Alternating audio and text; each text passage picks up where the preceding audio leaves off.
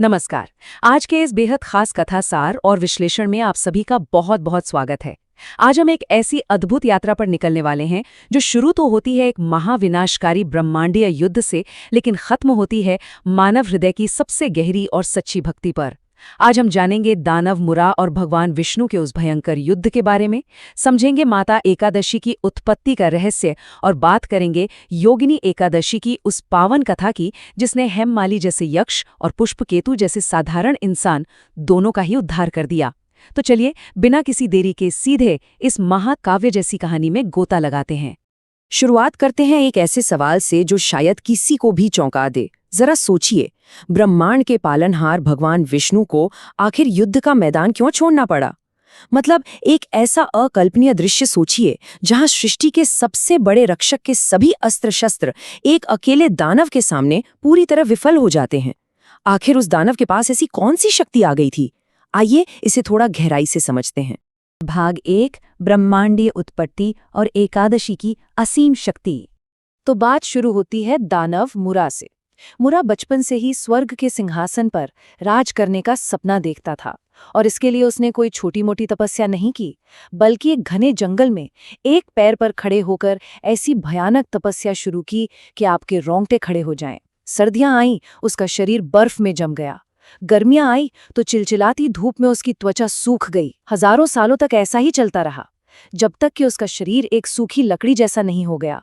उसकी इस हिला देने वाली तपस्या ने सृष्टि के रचयिता भगवान ब्रह्मा को प्रकट होने पर मजबूर कर दिया और फिर ब्रह्मा जी ने उसे वो वरदान दे दिया जो वो चाहता था कि कोई भी देवता, दानव या अस्त्र शस्त्र उसका वध नहीं कर सकेगा। वो पूरी तरह से अजेय हो गया। अब आप ही बताइए, ये अजेय वरदान पाते ही मुरा का अहंकार 7वें आसमान पर तो पहुंचना ही था। वो सीधा स्वर्ग की ओर निकल पड़ा।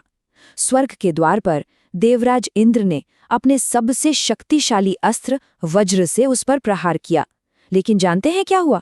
वो वज्र मुरा की छाती से टकराकर किसी खिलौने की तरह दूर जा गिरा।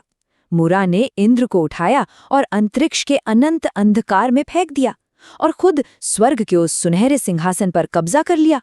पूरी तरह से हताश और बेबस इंद्र आखिरकार क्षीर सागर पहुंचे और भगवान विष्णु से त्राहिमाम करते हुए अपनी रक्षा की गुहार लगाने लगे। भगवान विष्णु ने इंद्र को आश्वासन दिया और सीधे मुरा से युद्ध करने अंतरिक्ष में पहुंच गए। और यकीन मानिए, ये ब्रह्मांड का सबसे भयंकर युद्ध था। पहले क्या हुआ? भगवान विष्णु के हजारों दिव्य बाण मुरा को छूते ही धूल में बदल गए। फिर प्रभु की शक्तिशाली कौमुद की गदा का प्रहार, वो भी मुरा को एक खरोच तक नहीं दे सका। और अंत में जब भगवान ने अपना सबसे अचूक सुदर्शन चक्र चलाया तो ब्रह्मा जी के वरदान का वो अदृश्य कवच उसे भी बिना कोई नुकसान पहुंचाए वापस लौटा लाया। श्रीहरि तुरंत समझ गए कि भई वर्तमान ब्रह्मांड का कोई भी अस्त्र मुरा को नहीं मार सकता। इसके लिए किसी बिल्कुल नई अजन्म ऊर्जा की जरूरत थी। और बस यहीं से कहानी एक बड़ा ही रहस्यमय मोड़ लेती है। भगवान विष्णु अचानक युद्ध का मैदान छोड़कर सीधे पृथ्वी पर हिमालय की एक गुप्त गुफा सिंघावती में आ गए। वहां उन्होंने अपने अस्त्र छोड़ दिए और एक गहरी योग निद्रा में चले गए। अब ये कोई साधारण नींद नहीं थी, बल्कि अपने ही भीतर से एक बिल्कुल नई अकल्पनीय ऊर्जा को जन्म देने की एक प्रक्रिया थी। उधर अहंकार में अंधा मुरा भगवान का पीछा करते हुए उसी गुफा में दाखिल हो गया और निहत्थे सोते हुए भगवान को देखकर उसने अपनी भारी तलवार उन पर आखिरी वार करने के लिए उठा ली।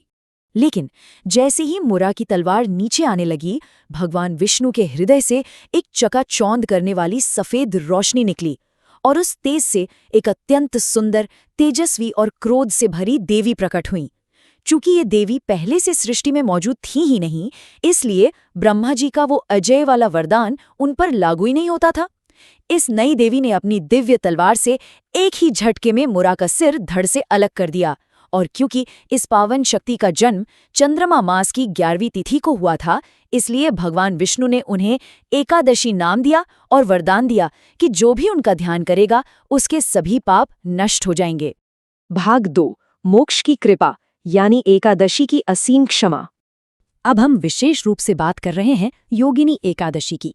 ये आषाढ़ महीने के कृष्ण पक्ष में आने वाली वो पावन तिथि है जो बड़े से बड़े पापों का नाश करने, गंभीर रोगों से मुक्ति दिलाने और आत्मा को बिल्कुल निर्मल करने की शक्ति रखती है। और इसी योगिनी एकादशी से जुड़ी है एक यक्ष सेवक हेममाली की बेहद दिलचस्प कहानी। तो देखिए, अलकापुरी के राजा कुबेर का सेवक था हेममाली।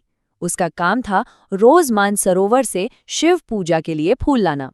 लेकिन एक दिन वो अपनी सुंदर पत्नी के साथ भोग विलास में इतना खो गया कि उसे अपने इस परम कर्तव्य का ध्यान ही नहीं रहा।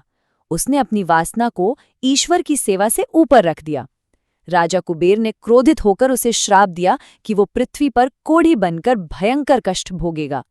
दूसरी ओर हम आगे चलकर पुष्पकेतु की कहानी देखेंगे, जिसने अपनी बीमार मां और अनजान लोगों के प्रति अपनी करुणा को मंदिर के कठोर नियमों से ऊपर रखा।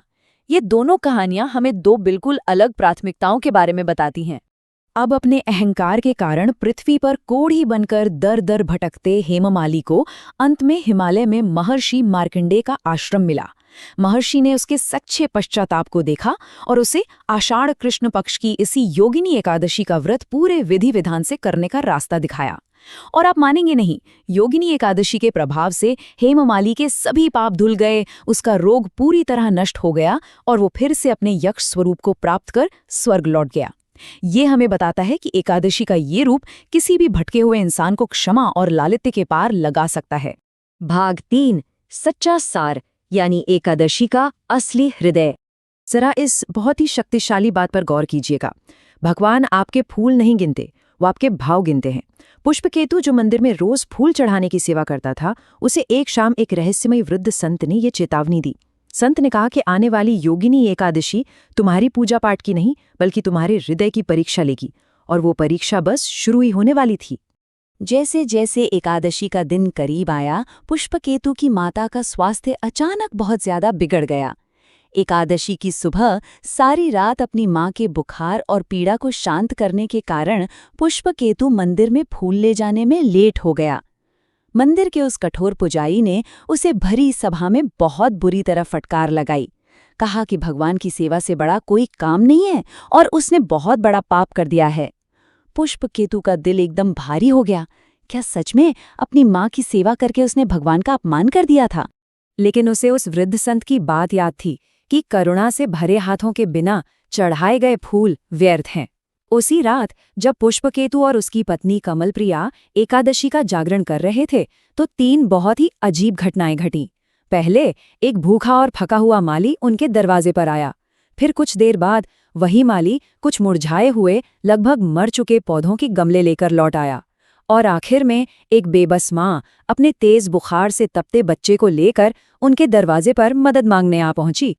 अब इन तीनों ही मुश्किल घड़ियों में पुष्पकेतु और कमलप्रिया ने जो किया ना, वो सच्ची भक्ति की मिसाल है। उन्होंने बिना किसी हिचकिचाहट के अगले दिन अपने पारण के लिए रखा हुआ सारा फल और प्रसाद उस भूखे माली को दे दिया। फिर पूरी तरह थके होने के बावजूद वो रात भर जागते रहे और उन मुरझाए पौधों को पानी देकर उन्हें मरने से बचाया। और सबसे बड़ी बात, उन्होंने अपनी बीमार माँ के लिए बचाकर रखी गई आखिरी और सबसे जरूरी दवा उस अनजान बच्चे की जान बचाने के लिए दे दी। मतलब उन्होंने अपने स्वार्थ और नियमों को त्याग कर निस्वार्थ सेवा को चुना।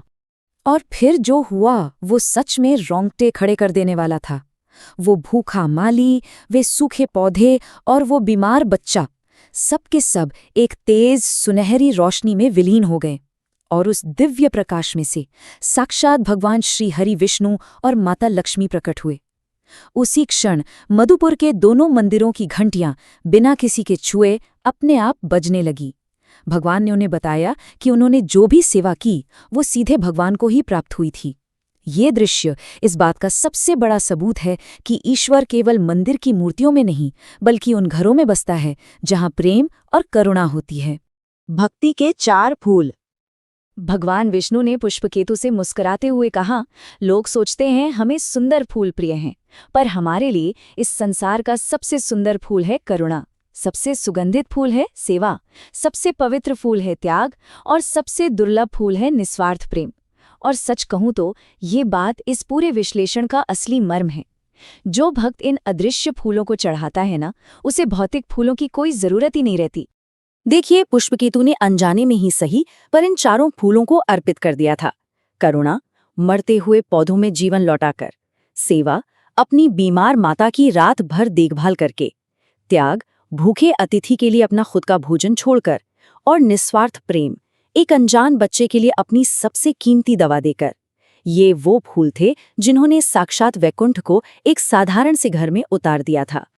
भगवान के आशीर्वाद से सुबह होते ही पुष्पकेतु की माता चमत्कारिक रूप से बिल्कुल स्वस्थ हो गई। जब ये बात पूरे गांव में फैली तो वो कठोर पुजारी भी पुष्पकेतु के घर आया और उसने माफी मांगी। उसे भी ये बात समझ आ गई थी कि उसने तो केवल समय पर पहुंचे फूल देखे थे, पर भगवान ने पुष्पकेतु के हृदय में खिले सेवा के फूल देख लिए थे। उस दिन के बाद से योगिनी एकादशी का मतलब केवल उपवास रखने तक सीमित नहीं रहा, बल्कि जीवों की सेवा करना भी उसका एक मुख्य अंग बन गया। तो हमारी ये आज की चर्चा हमें एक बहुत ही गहरे चिंतन में छोड़ जाती है। ब्रह्मांडीय युद्ध से शुरू हुई माता एकादशी की उत्पत्ति की ये कथा योगिनी एकादशी के रूप में हमारे हृदय का दरवाज़ा खटखटाती है। आज हम सबको खुद से ये सवाल पूछना चाहिए, जब अगली बार जीवन हमारी कोई परीक्षा लेगा या कोई ज़रूरतमंद हमारे दरवाजे पर आएगा, तो क्या हम सिर्फ भौतिक नियमों से बंधे रहेंगे या फिर अपने हृदय से करुणा, सेवा, त्याग और निस्वार्थ प्रेम का फूल भगवान को अर्पित करेंगे? इस पर विचार जरूर कीजिएगा। आज के इस कथा सार में बस इतना ही। इस ज्ञानवर्धक यात्रा में हमारे साथ जुड़ने के लिए आपका बहुत बहुत धन्यवाद।